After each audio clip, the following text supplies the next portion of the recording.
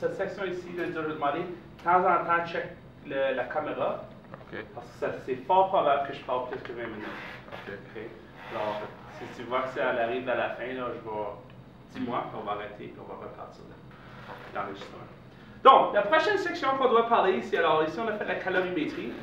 Maintenant, ça c'est vraiment le fun, la calorimétrie. On peut utiliser le calorimètre comme ça, avec un thermomètre, on peut faire des expériences. Mais des fois, l'expérience n'est pas nécessairement la plus pratique au monde. Okay? Et des fois, c'est impossible de faire l'expérience parce que des fois, on travaille avec des produits où c'est pas pratique de travailler avec. Des fois, tu as deux produits que tu ne sais pas qu'est-ce qui va arriver si tu les mélanges. Puis, reste à trouver une technique, une façon où on peut prédire qu'est-ce qui se passe dans une réaction inconnue en utilisant des données qu'on connaît, des réactions qu'on connaît ou des réactions connues. Alors, c'est un peu comme dire, si on sait que, je sais pas, 1 plus 1 c'est 2, puis on sait que 2 plus 2 c'est 4, on devrait savoir c'est quoi 1 plus 2. N'est-ce pas? So, on sait que si j'ai 1 plus 1 égale 2, puis je sais que 2 plus 2 égale 4, je sais que si je fais 1 plus 2, en utilisant les formules que je connais, je devrais être capable de déduire que ça devrait être 3. Maintenant, imagine faire ça avec des réactions chimiques. C'est pas aussi facile. Okay? Mais c'est possible. Okay? Et tout ça est le travail dérivé de Hess. Alors, on va parler de la loi de Hess.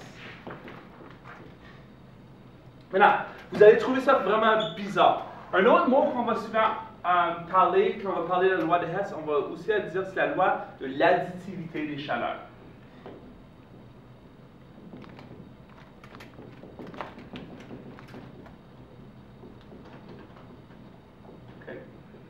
C'est la même chose. Loi de Hess ou l'additivité des chaleurs.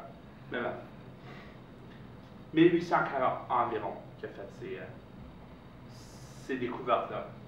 Alors, ce qu'on va faire, c'est qu'on va faire la liste des énoncés ou des règles dans la loi de Hess. Vous allez trouver ces règles bizarres. Vous allez sûrement vous penser de quoi M. Dion il parle, qu'est-ce que ça veut dire, toutes ces choses-là. Une fois qu'on va faire des exemples, c'est là que vous allez voir qu'est-ce que ces lois-là veulent dire. Okay? Alors, inquiétez-vous pas, ça va l'air bizarre, mais vous allez voir quand on va travailler avec des vrais exemples, vous allez réaliser ce que ça veut dire ces règles-là. Alors, première règle, qui sont dans votre paquet ici, tous les termes de même côté de la flèche ou égalité s'additionnent. Alors,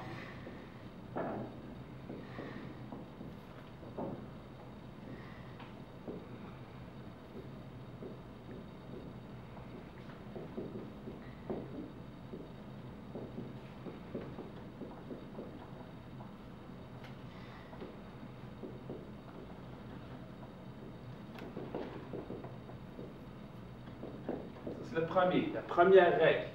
Puis la flèche, on la considère comme un égal, okay? en chimie.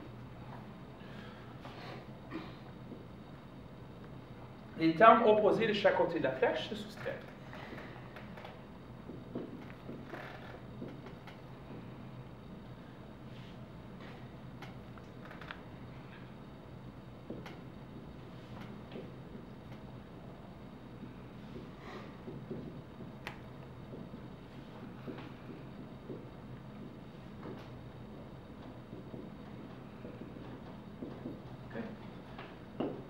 Celui-là, vous allez peut-être la reconnaître un petit peu quand on avait travaillé avec les ions. On se souvient quand j'avais comme Na+ sur un côté de la flèche puis Na+ sur l'autre côté de la flèche, je pouvais juste les annuler pour créer une équation ionique nette. C'est un peu la même règle. 3. On peut multiplier ou diviser chaque coefficient de l'équation par le même entier ou la même fraction sans oublier la valeur de ΔH. Oh, ça est long. Ils sont écrits ici si vous voulez les recopier. Juste les recopier parce que c'est toujours une bonne chose de le faire pour étudier.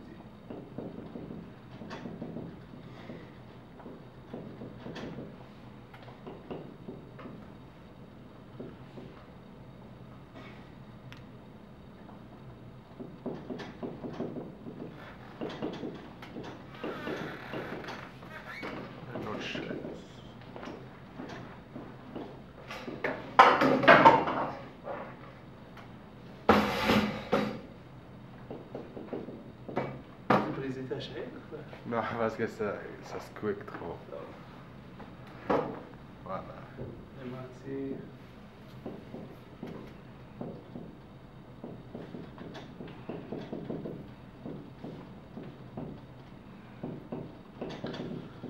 Sans oublier la valeur de θH. Et puis ça, c'est une règle que vous allez voir. C'est un peu la même chose qu'on fait quand on balance des équations, des choses comme ça. Quatrième règle, on peut inverser une équation. Les produits deviennent les réactifs et les réactifs deviennent les produits. Okay?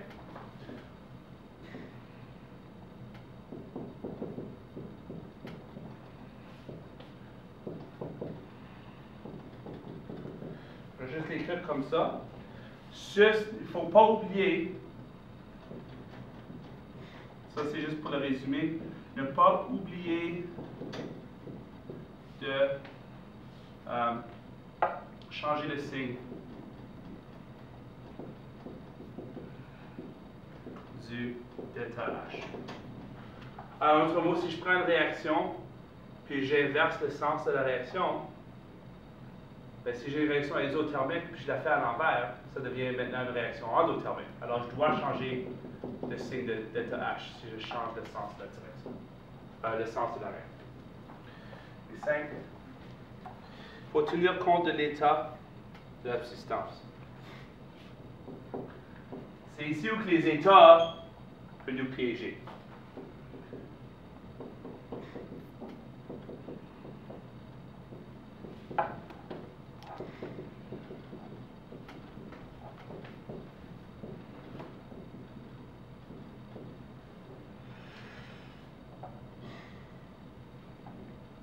Puis vous allez voir pourquoi.